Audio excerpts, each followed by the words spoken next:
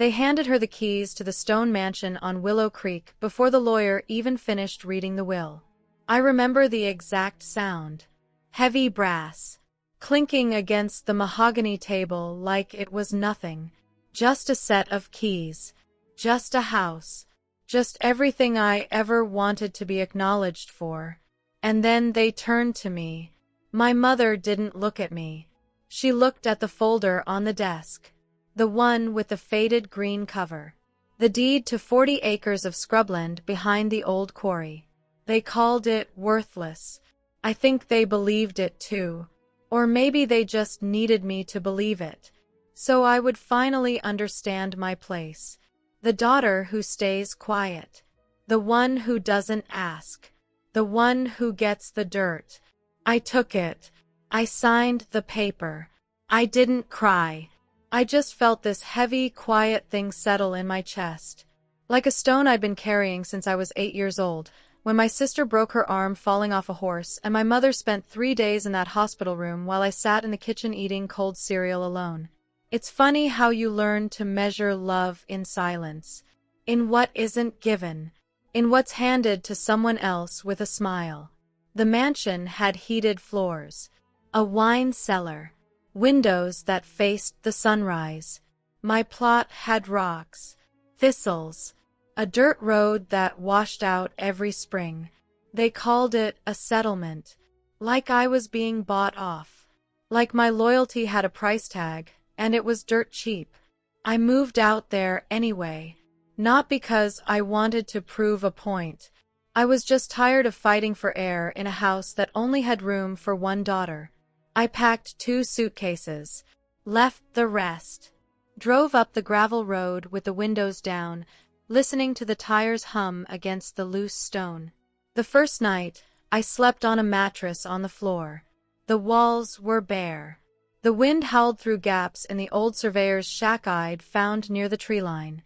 I remember waking up at 3 in the morning, staring at the ceiling, and wondering if I'd finally gone mad. Or if this was just what peace felt like. Cold. Empty. But mine. People think favoritism is loud. It isn't. It's in the way your mother remembers your sister's favorite coffee order but forgets your birthday. It's in the photos on the fridge. The stories told at dinner.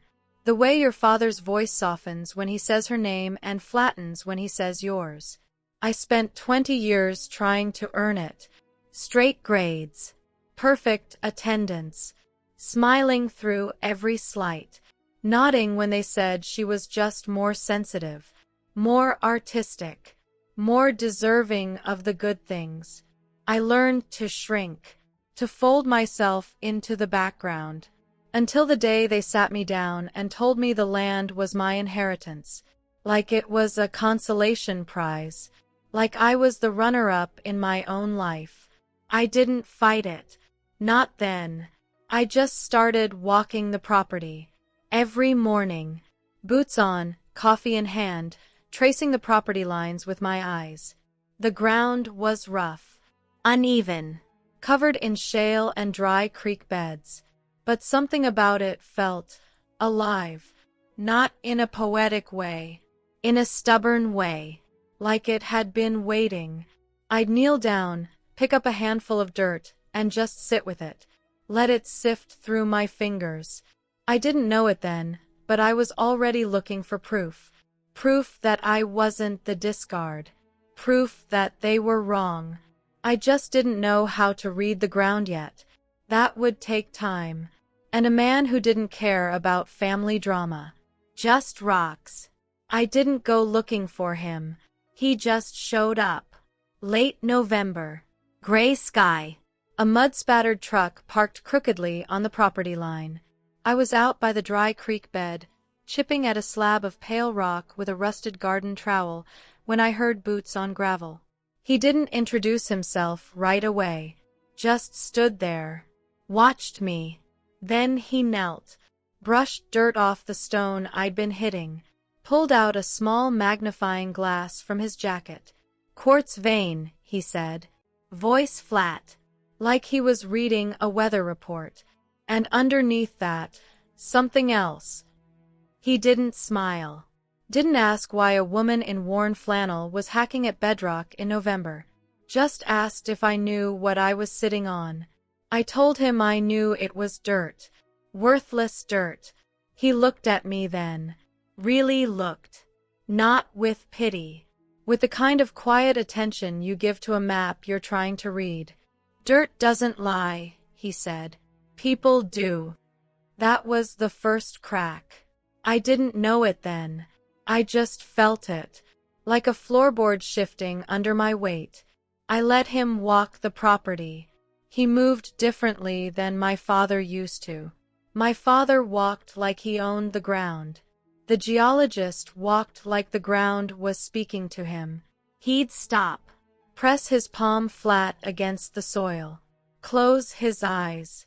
Not dramatic, just listening. He asked me questions I'd never been asked about this place. When did the creek run dry? Had I noticed the soil color changing near the ridge? Did the rocks feel heavier in certain spots? I answered in fragments, shrugs, half memories. He didn't push, just nodded. Made notes in a leather-bound journal. Smudged, coffee-stained, real.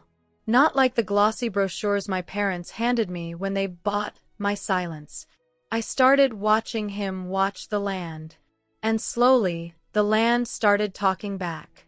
Not in words, in textures, in the way the wind carried a faint metallic scent after rain, in the way certain patches of moss refused to grow near the eastern slope, in the way my boots sank differently in one corner of the property, like the earth was holding its breath. I'd sit out there for hours, just feeling it, the weight of it, the quiet insistence of it. My sister called sometimes, from the mansion, her voice bright, filtered, talking about marble countertops and a neighbor's golden retriever. I'd nod, say that's nice, hang up, stare at my hands, covered in dust, cracked at the knuckles, alive in a way they hadn't been in 20 years. The geologist came back. Every few days, like clockwork, brought samples, laid them on my kitchen table. Chalky white, rust red, dense, heavy. He explained things in plain terms. No jargon, just truth. Your land isn't dead. It's dormant, and it's sitting on a seam.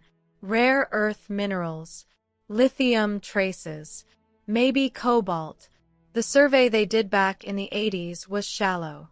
Lazy. They looked for timber, not value. I didn't cry.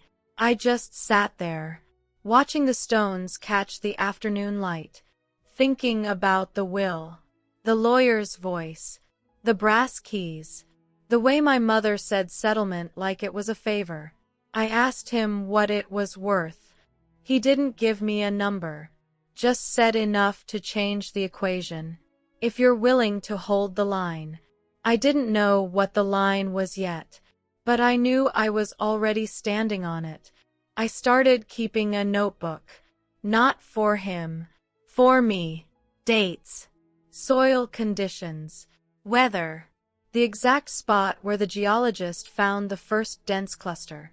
I'd walk the property with a compass now, like I had a reason, like the ground was finally answering a question I'd been too afraid to ask. My parents stopped calling, or maybe I stopped answering. It's the same thing, really. When you stop shrinking, the people who need you small notice, and they pull away, or they tighten their grip. I didn't know which it would be, but I knew I wasn't going back to the cold cereal kitchen. Not ever. The geologist left a number on my table. Said to call if I wanted to run a proper survey. Said the paperwork would be heavy. The family would push back. The system favors the loud, the polished, the ones who already know how to play. I stared at the card. Black ink. Simple. No fancy title. Just a name. And a phone number. I didn't call right away. I went outside, stood on the ridge, felt the wind, watched the sun dip behind the quarry. And for the first time in my life, I didn't feel like the leftover. I felt like the heir to something quiet, something real, something they threw away because they didn't know how to read it. I called him on a Tuesday. Rain was tapping against the window. I didn't rehearse what I'd say. Just let the phone ring. He answered on the third try. Said he'd bring the crew. I said fine. That was it. No dramatic declarations. Just a quiet agreement to stop pretending this was just dirt. 3 days later, they arrived. A small rig. 2 men in oil-stained jackets. The geologist in the same worn truck. I watched them set up. The sound of the drill bit biting into the earth was louder than I expected. It vibrated through my boots, up through my spine, like the land was finally exhaling. They pulled core samples, cylinders of rock, layered, dense.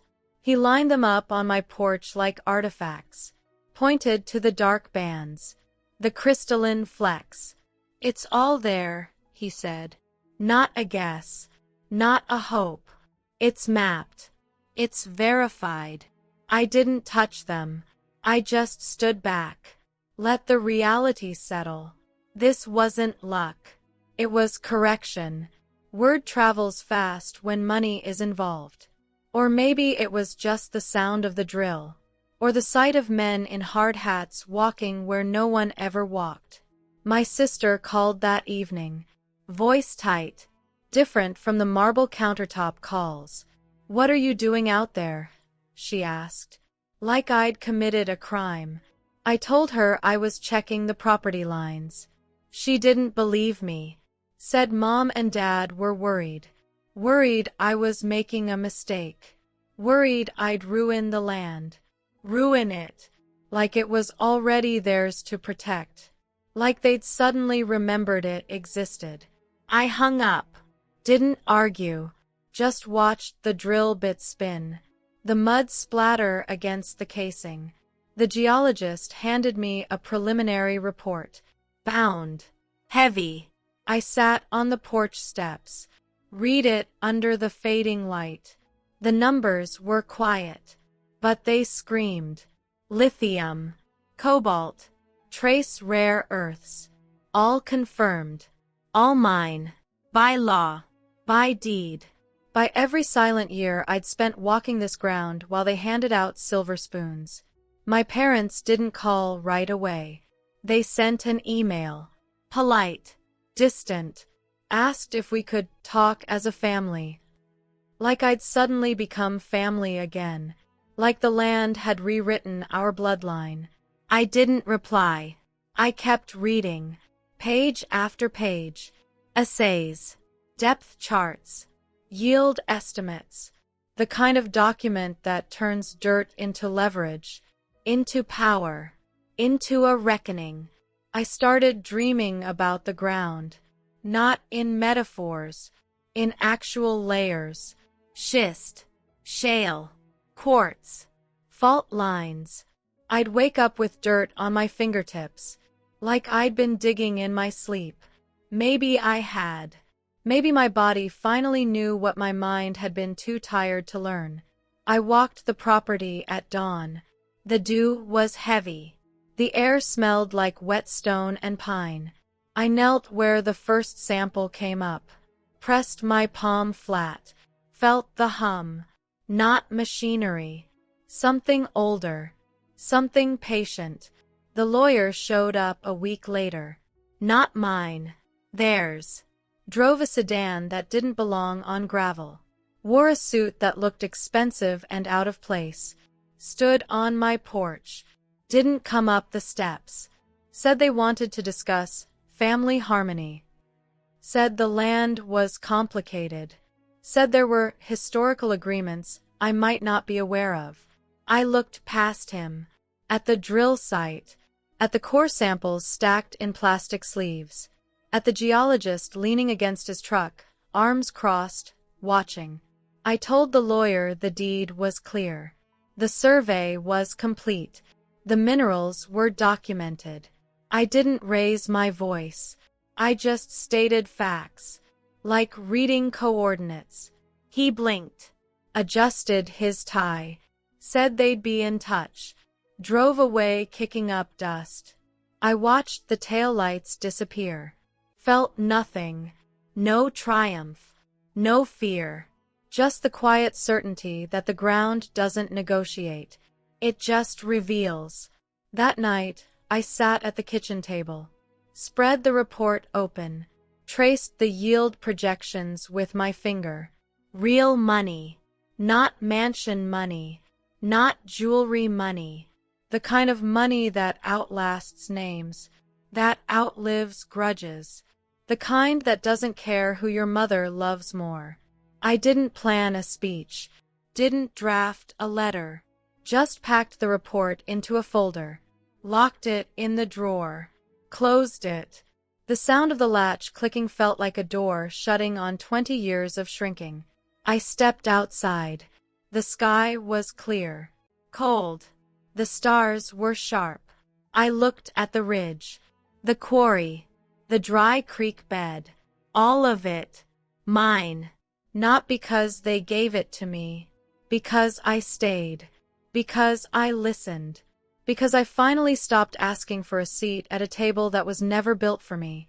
The geologist left a message the next morning, said the full assay was ready, said the buyers would want to talk, said the offer would come fast, said I should be ready. I wasn't, not really, but I was willing to watch the phone ring, willing to hear the change in their voices, willing to let the land speak for itself, because it had been trying to tell me all along. That worth isn't given, it's uncovered, and sometimes you have to dig through the dirt they called worthless to find what was yours. The offer arrived on a Thursday. Thick envelope, courier drop, no return address. I sat at the kitchen table with drill mud still caked on my boots and tore it open. 3 pages. A number. A timeline. A signature line that felt heavier than the original deed. It wasn't just a purchase agreement. It was a quiet verdict. I traced the zeros with my thumb. Did the math. Then the math again. It was real. I didn't call the geologist. I didn't call a lawyer. I just sat there. Let the quiet fill the room. The kind of quiet that comes after a long storm passes and you finally hear yourself breathe. My sister showed up 2 days later. Drove past the gravel turn. Parked on the shoulder in a sedan that didn't belong on dirt. Got out in a coat that cost more than my first car. Didn't knock. Just walked up the steps like she owned the air. Said Mom was upset. Said Dad hadn't slept. Said they were trying to protect the family name. I watched her pace the porch, fidget with her rings, avoid my eyes. She wasn't here for me. She was here for the ground. I asked if she wanted coffee. She said no. Said we should talk about restructuring, about shared management, about how sudden wealth changes people. I nodded. Let her talk. Let her spin the narrative. I knew what she was doing. Same thing they always did. Frame my boundaries as betrayal. Frame my survival as greed. I didn't argue. Just stood up. Walked inside. Came back with the folder. Dropped it on the railing. Opened to the assay page. The numbers. The stamps. The independent lab seals. I told her it wasn't mine because I wanted it. It was mine because I stayed. She didn't touch it. Just stared. Her voice dropped. She asked if I was really going to do this. I said I already had. Told her I wasn't selling to them. Told her the contract was already moving. She left without another word. The porch steps creaked as she walked away. I listened to the engine start, fade down the road. Felt nothing but the wind. The lawyer called that night. Not theirs. Mine. Said the buyers were ready. Said the transfer would be clean. Said I'd never have to speak to them again unless I chose to. I said thank you. Hung up. Walked outside. The sky was bruised purple. The air smelled like rain and wet iron. I stood at the edge of the ridge, looked down at the dry creek bed, at the shack, at the dirt road that washed out every spring. All of it. Still here. Still mine. I didn't feel victorious. I felt relieved. Like I'd finally set down a weight I'd been carrying so long I forgot it had a shape. They tried one last time. A letter. Handwritten. My mother's script. Neat. Controlled. Said they were proud of me. Said they'd been wrong. Said family was all that mattered. I read it once. Folded it. Put it in the drawer. Didn't throw it away. Didn't frame it. Just let it sit. Like a relic. Like proof that words can shift when the ground shifts. I didn't reply. I signed the papers. Watched the funds clear. Paid the geologist. Paid the surveyor. Donated a cut to the land trust. Kept the rest quiet. The mansion still sits on Willow Creek. The marble countertops probably gleam. The golden retriever still sleeps by the fire. But the ground behind the quarry is alive. And so am I. The money cleared on a Monday. I didn't check the balance right away. I let it sit on the screen. Watched the pending status flip to available. It felt less like a deposit and more like a receipt. Proof that 20 years of quiet wasn't wasted. It was just waiting for the right soil. I paid the geologist first. Wire transfer. No note. He texted back 2 words. Thank you. I didn't reply. Some things don't need wrapping. I wired a portion to the Regional Land Trust. Not for publicity. For the creek. For the ridge. For the ground that held me when no one else did. The rest I moved to a separate account. Left the old one open. Paid off the truck. The rest sat there. Quiet. Heavy. Real. My sister didn't call again. My parents sent a holiday card. No return address. Just a stock photo of a pine branch. I put it in a drawer with the letter. Same drawer. Same quiet. I didn't feel bitter. I felt calibrated. Like a scale that had been off for decades finally found its zero. I still walk the property. Every morning. The drill site is marked now. Fenced off. Signs posted. The dirt road still washes out in spring. I don't mind. I just drive slower.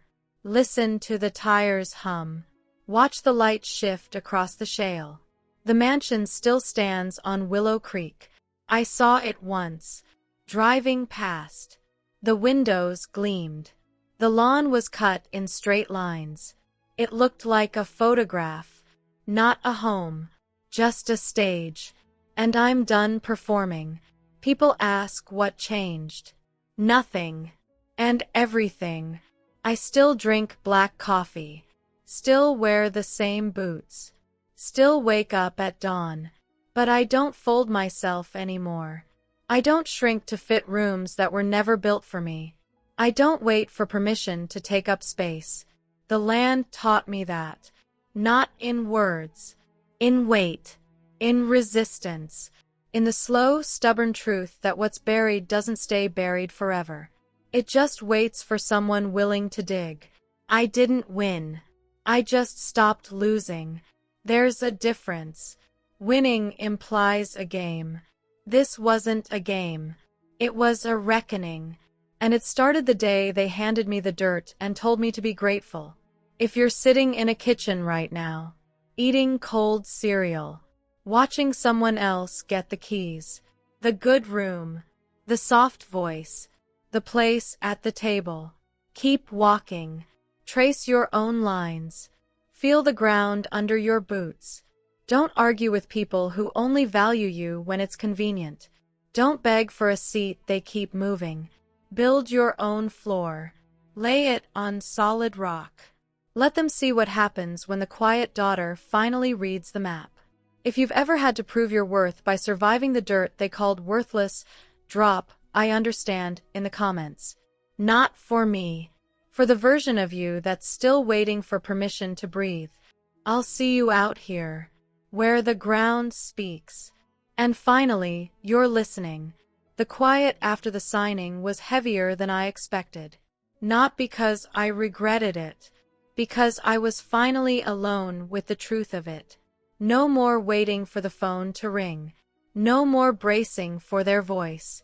No more folding myself into the shape of someone who could be loved if I just tried harder. I sat at the kitchen table. The same table where I'd signed the original deed. The wood was scratched, stained with coffee rings and mud and time.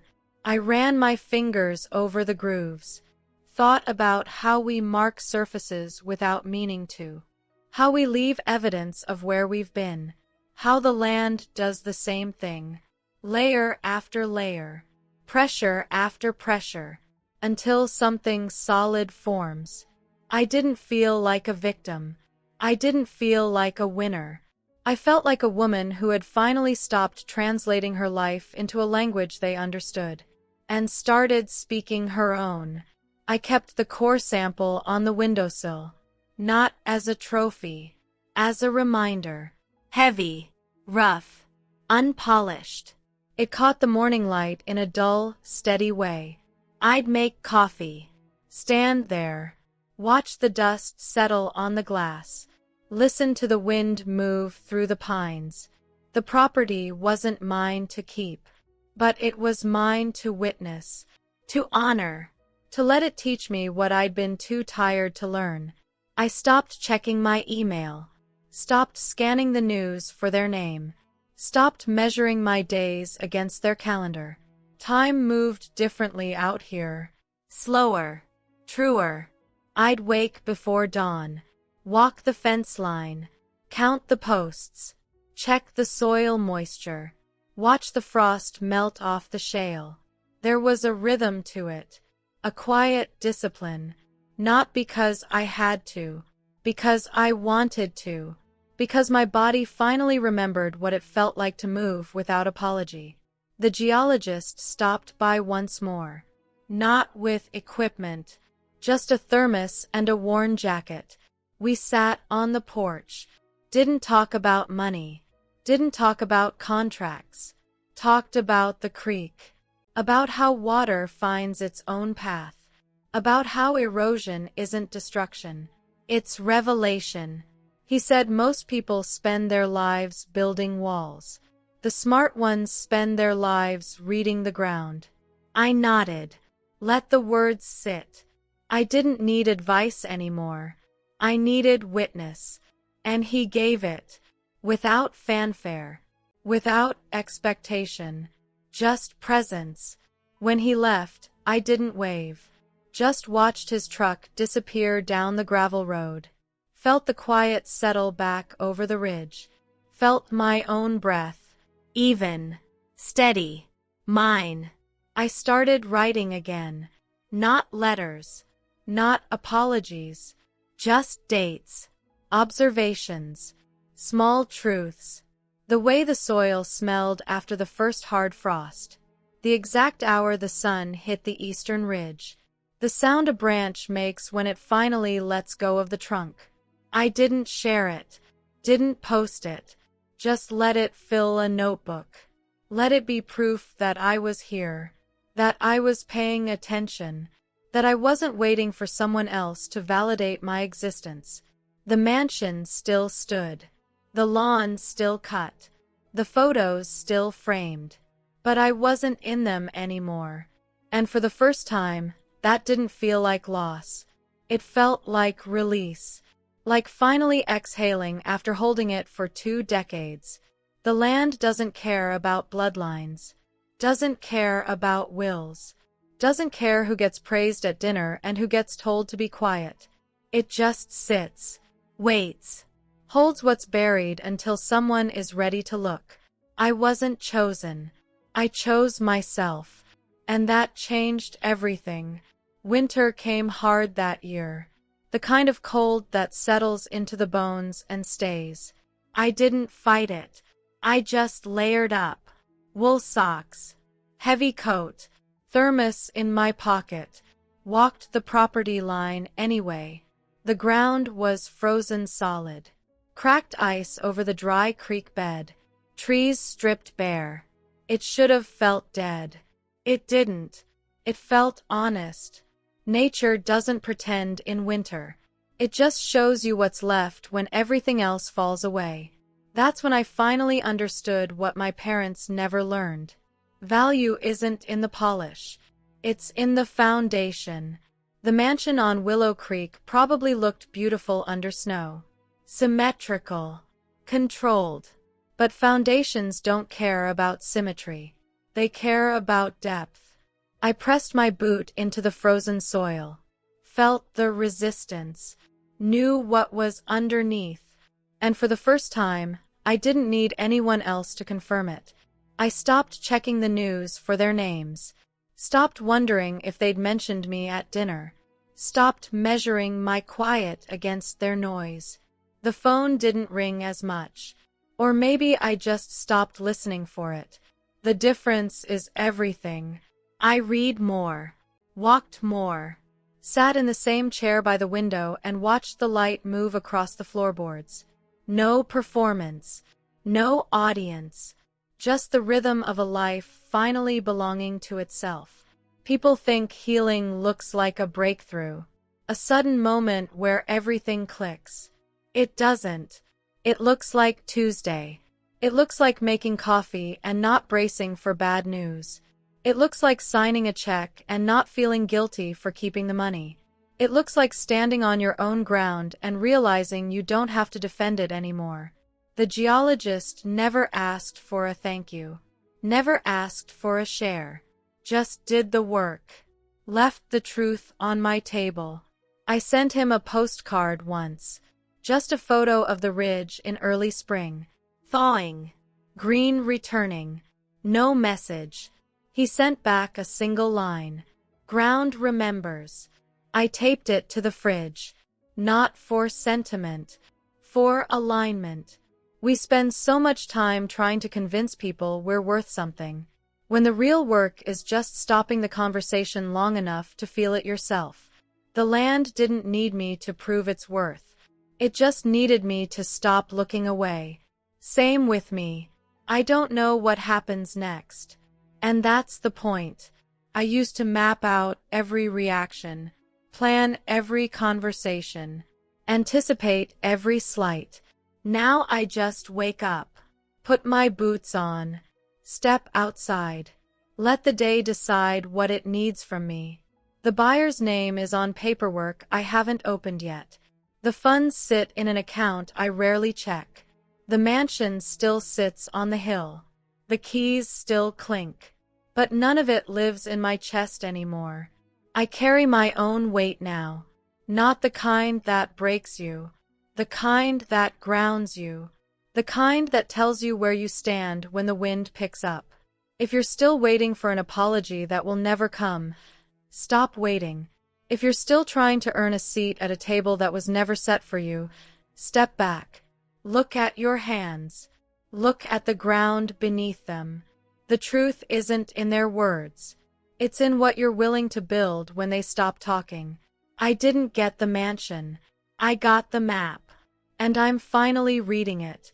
The closing papers arrived in a plain manila envelope. No wax seal. No dramatic letterhead. Just 3 signatures. A date. A transfer number. I sat at the kitchen table and read each line slowly. Not because I doubted it. Because I wanted to feel it. The weight of it. The finality of it. I signed my name. The pen moved smoothly. No tremor. No hesitation. Just ink on paper. Just a woman finishing what she started. I slid the documents back into the envelope. Sealed it. Walked it to the post office myself. Didn't ask for tracking. Didn't need it. Some things you just let go of. And you trust the wind to carry them where they belong. That evening, I packed the last box. Not clothes. Not furniture. Just the notebook. The core sample. The geologist's card. The folded letter. The holiday card with the pine branch. I taped it shut. Wrote keep on the side in black marker. Not because I planned to hoard it. Because I finally understood what memory is. It's not a chain. It's an anchor. You don't drag it behind you. You set it down. You know where it is. You move forward lighter. I stood on the porch one last time before the survey crew arrived to mark the new boundaries. The air was cool. Still. The kind of stillness that comes after a long conversation ends. I looked out at the ridge. The dry creek bed. The shack leaning slightly into the wind. All of it had been mine. Not in the way they thought. Not as a consolation. As a classroom. As a crucible. As the exact place I needed to be to stop begging for a reflection and start building a foundation. I didn't feel sad. I felt complete. In the way a river feels complete when it finally meets the sea. Not because the journey ended. Because it fulfilled its shape. My sister called once more. Left a voicemail. Voice thin. Careful. Said Dad was asking about the sale. Said Mom wondered if I'd ever come back for the holidays. Said they just wanted to know I was okay. I listened to it twice. Deleted it. Not out of spite. Out of clarity. Their concern wasn't about me. It was about the silence I'd left behind. The space where I used to fold myself. I didn't owe them an update. I didn't owe them a reunion. I owed myself the truth. And the truth was simple. I was better than okay. I was awake. The new owners didn't send a press release. Didn't plant flags. Didn't throw a party. Just sent a quiet confirmation. Access granted. Title transferred. Funds released. I watched the notification appear on my screen. Didn't cheer. Didn't cry. Just closed my eyes. Felt the floor beneath my feet. Real. Solid. Unmoving. I thought about all the years I spent trying to prove I belonged in a house that only had room for one version of me. The polished one. The agreeable one. The one who smiled through the slight. I didn't miss her. I mourned her. And then I buried her. Not with drama. With dirt. With time. With the slow, steady work of becoming someone who didn't need to be chosen to know her worth. I still walk the property. Even now. Even after the deed changed hands. The new owners respect the boundary. They don't fence it off. Don't strip it bare.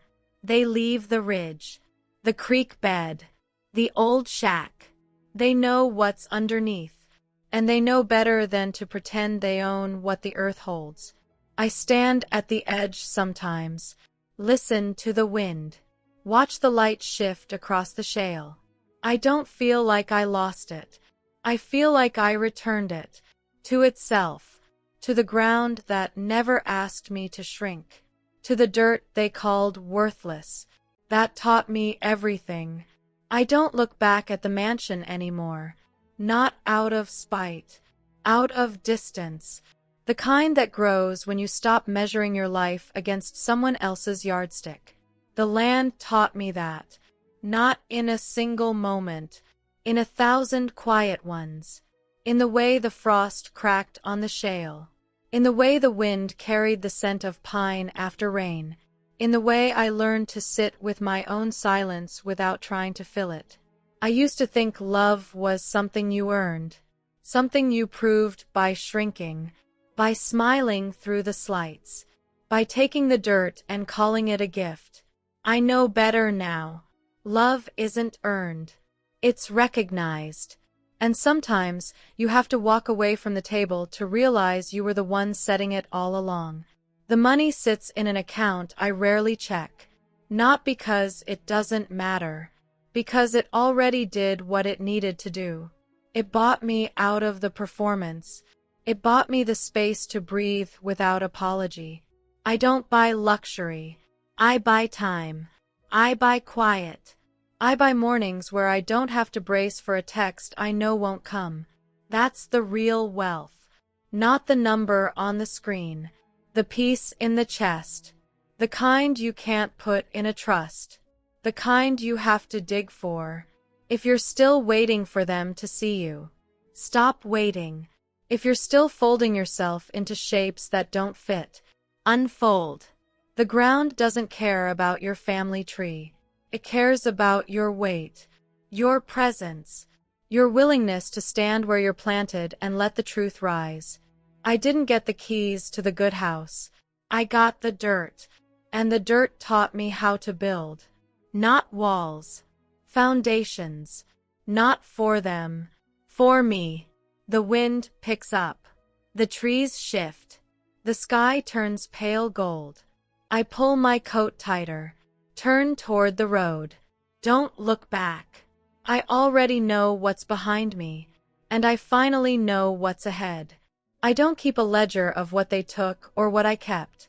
Ledgers are for people who still believe love is a transaction. I stopped believing that the day the drill bit hit the first seam. The truth wasn't in the numbers. It was in the dirt on my hands, in the quiet mornings, in the way I finally stopped apologizing for taking up space. The mansion on Willow Creek still belongs to her. She walks the halls. She hosts dinners. She probably thinks she won. I don't blame her. She's playing the game they taught her.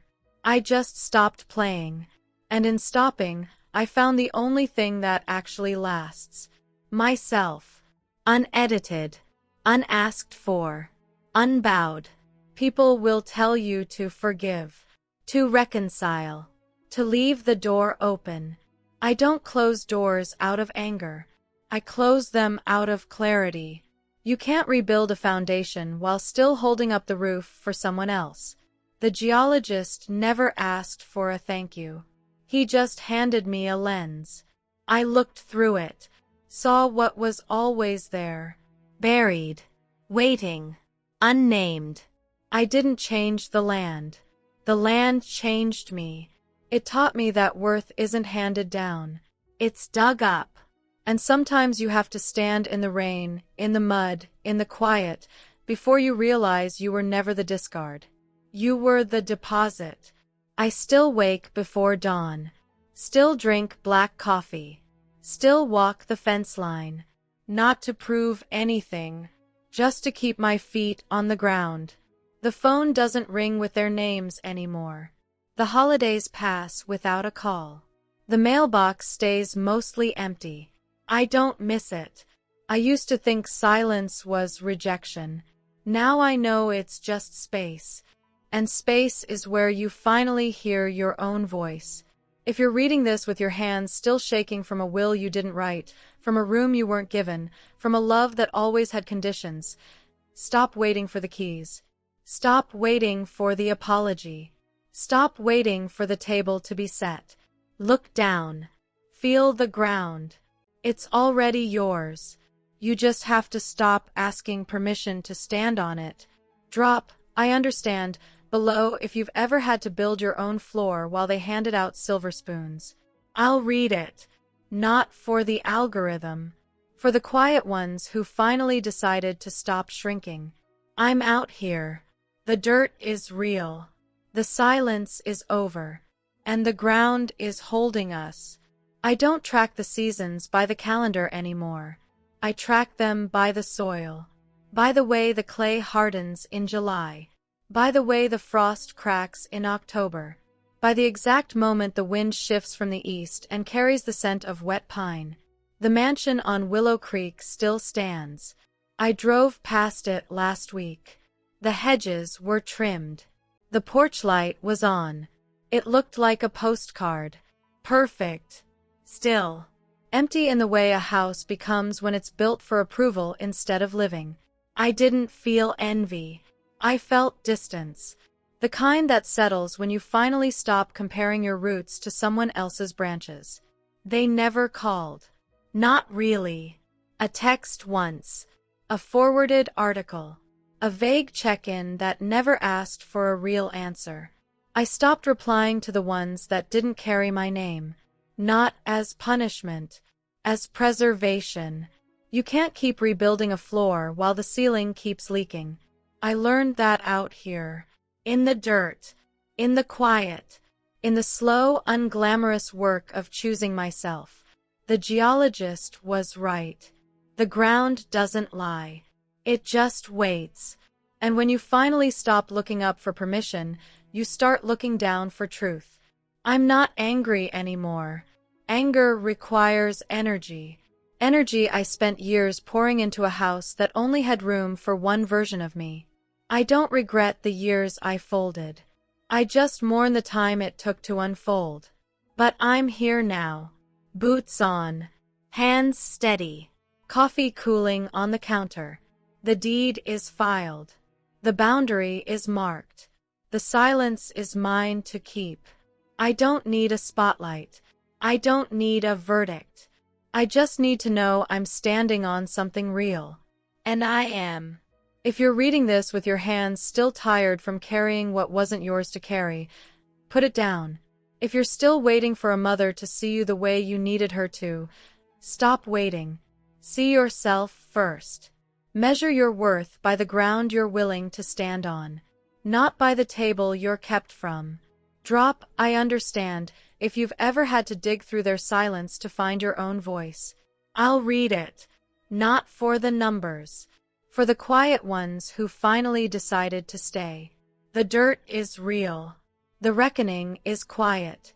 And you're already home.